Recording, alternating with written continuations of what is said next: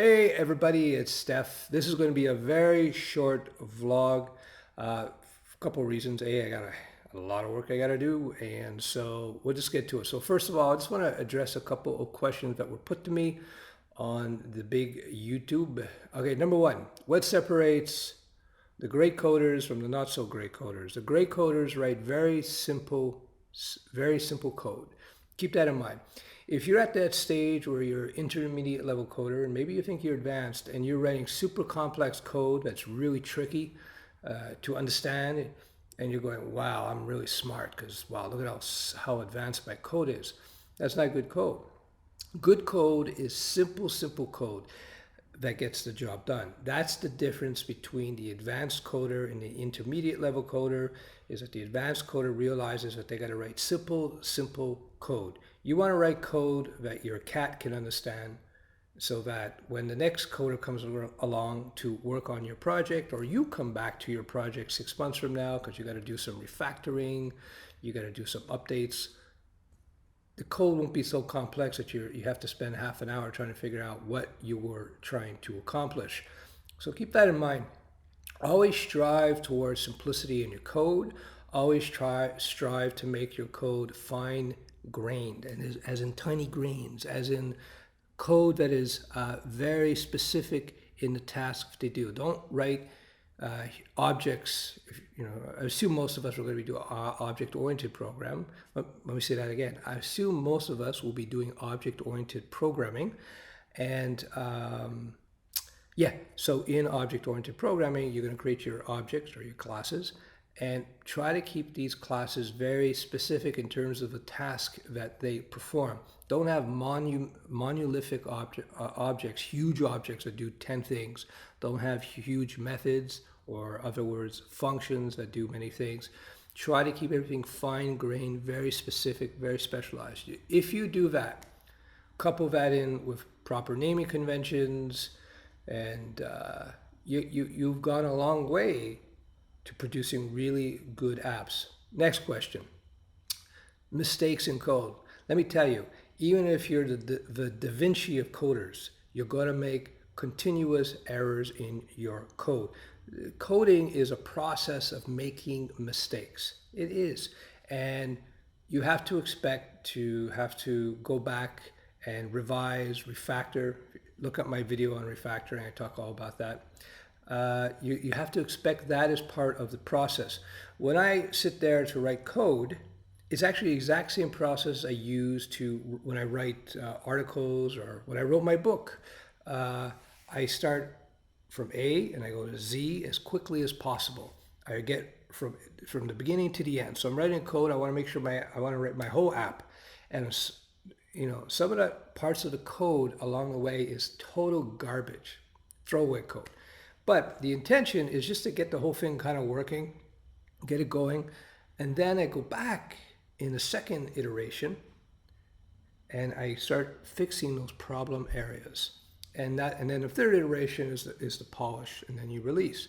And this is how you have to look at the coding process. You will never be able to write an entire app perfectly first time around. It's just not the way it works, because we're dealing with very complex things. Like when you're writing advanced code, when you're writing an app, even a simple, whether it be an iPhone app or Android, or whether it be a dynamic website. See, that's the old 1990s terminology coming out. We used to call web apps, we used to just call them dynamic sites or database-driven websites. All right, that's enough of a history lesson. Anyway, when you're writing your web apps or you're just in your normal apps, these are complex things that we're writing here. Much more complex work than just about any other profession in the world. That's why I think you got a high burnout rate with coders, because they go too hard and then in a few years are burnt out. And that happened to me, to be honest with you. That happened to me. I just got so tired of coding for a few years. I didn't want anything to do with it. It was like just picking up an article, reading an article about coding. It was just like, it was terrible.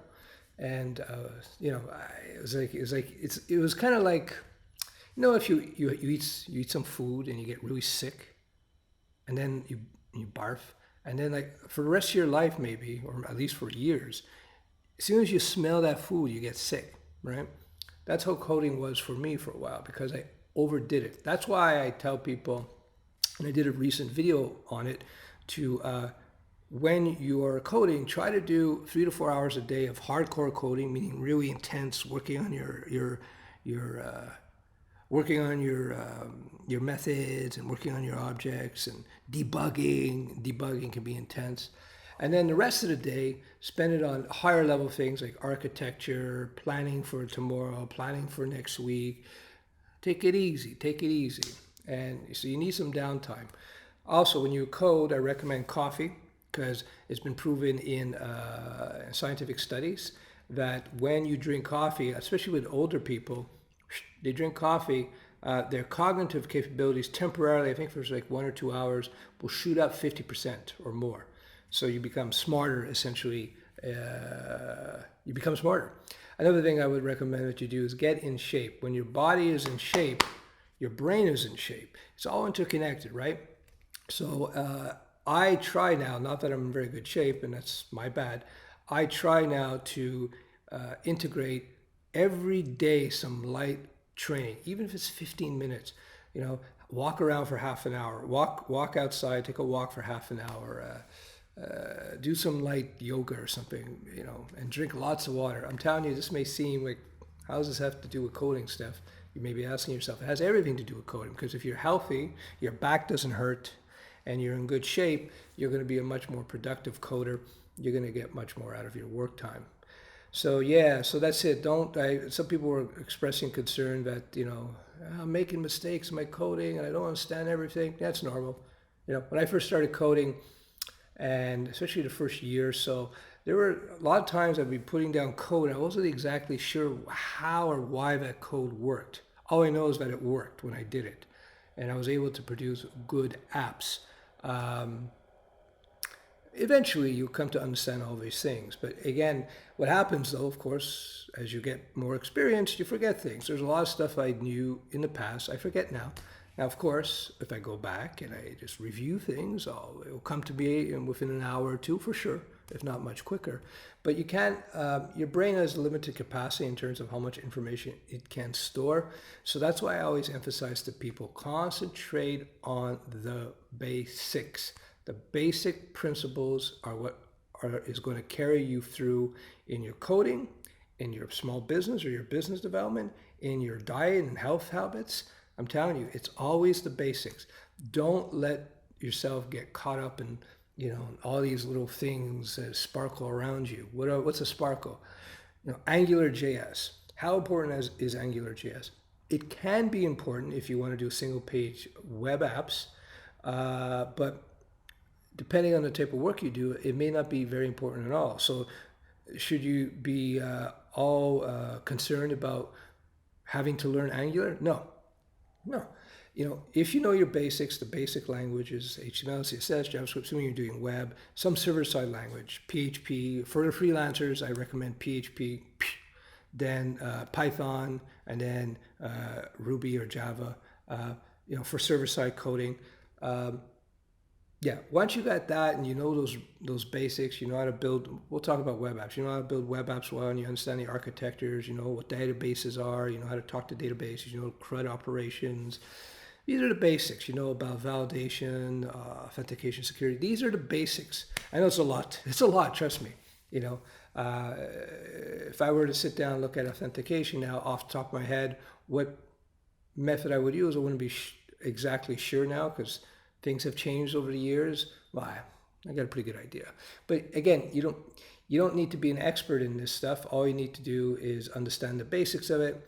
And then if you're doing web apps, you would break out your MVC framework, your web app framework. So on PHP, you'd probably be using Laravel or Symfony. On Ruby, of course, you'd be using Rails. On Java, you probably would be using the Spring framework. See, the thing about Java, this is how much of a nerd I am. Because I did most of my coding, I would say 65% of my coding in Java, it holds a special place in my heart. I actually have an emotional connection to that language because I did so much coding in Java in the late 90s, early 2000s. It's kind of silly. It makes me anyway. So yeah, Java Spring with Python, Django. So whatever MVC framework that you use, they're going to have the authentication libraries there for you. So it's going to be taken care of. So if you know all these basics, do you really have to be so concerned whether or not you know Angular? Nah, you could learn Angular in about 2 hours. All you need to know about Angular now is what it does and why you'd want to use it, and maybe play with it for a half an hour, an hour. That's it. And when a project comes up, you can say to yourself, okay, I need to use Angular here. This makes sense. Then you spend an extra 3-4 hours and you learn your Angular. But you don't have to, as a developer, as a coder, have to know all these things. It's impossible. You're not going to learn all HTML, all of HTML5 and CSS3, every nook and cranny of these languages. There's a lot to learn. The basics. That's all you need to know. You're not going to learn everything about Python or PHP. You're not going to learn Bootstrap, all of jQuery, all of Angular, and all of React. No, it's not. It's not possible. You, especially as a freelancer, and I really speak to freelancers, because freelancers have to be they have to be a little bit jack of all trades, so that when they get into a particular job, they'll be able to make a decision, a coder's decision, a developer's decision, in terms of what technology to bring into that particular project. So keep that in mind. But try not to sweat it. Like I said, I literally have forgotten much more that I still remember today. And it's a good thing, because a lot of stuff that I've forgotten, I had to push it out of my mind because I had old techniques in my head. Like, I remember when I was writing my book last year, I had to forget all these old JavaScript routines that we used to utilize to create dynamic menus and stuff like that, because you could do it all now in CSS3. And frankly, because I kind of lost touch a bit, I was surprised at how capable CSS3 was, and with CSS3 based animation and so forth. It was great. So, don't worry about forgetting things. At the end of the day, all these languages, all these frameworks are just tools. They're just tools.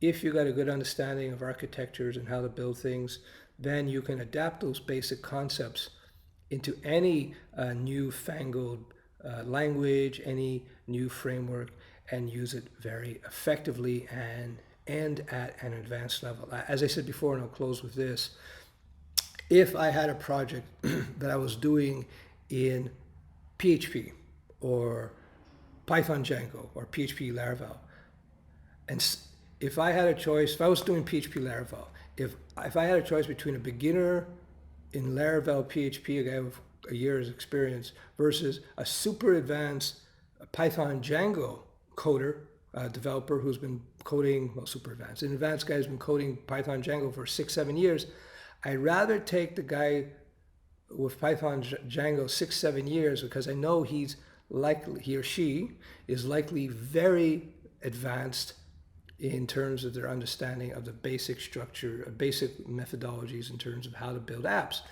Because you take this guy with 5 to 7 years experience in Python Django, he or she will become very advanced quickly with PHP Laravel. Like within a few weeks, they'll be super good, advanced. Whereas you take the guy or the girl who's only been coding in PHP Laravel for a year or so, it's going to take them a few years to catch up to this guy who's been coding for 6-7 years. So the language, the framework is not really important. It's a mastery of the basic concepts, the basic techniques.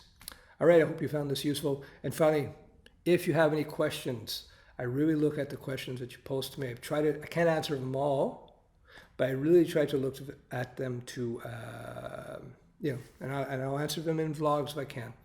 All right, thanks very much. Have a great day.